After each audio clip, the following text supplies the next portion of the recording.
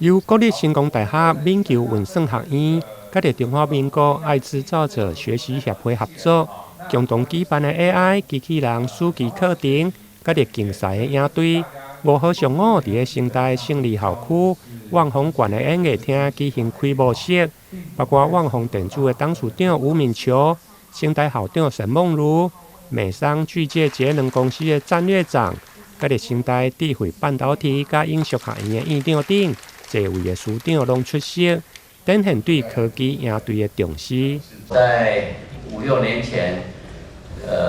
跟成大洽谈说成立这个敏球智慧运算学院，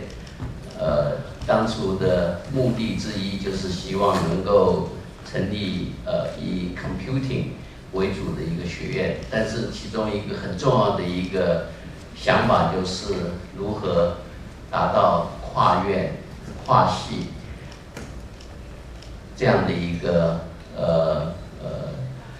学院呢，让同学们能够学到很多不同的东西。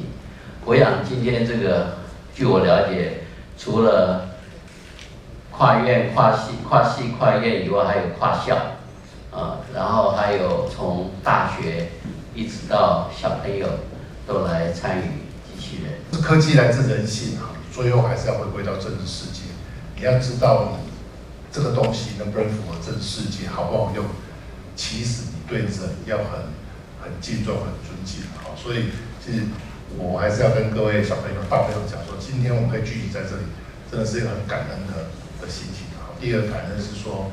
从最近讲起，如果没有一群老师，包括成大的老师，还有包括甘炳君是清华的教授。还有其他各大学教授把这个东西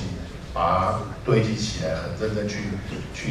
把这东西活动设计起来，我们不可能聚在这里的。这届营队首次跨界跨年龄，对国小到研究生拢有大约300人参加。3天的课程将结合电机、机械、资讯、工业设计，甲着游戏设计等。伫个最后一天，还佫依照级别进行机器人的竞赛。另外，伫个会场外口，成大科教中心还佫设置了包括物理、化学等科学教育单位，提供与会人士甲着学员来做实验，感受着科技的趣味。台南新闻林跟采访报道。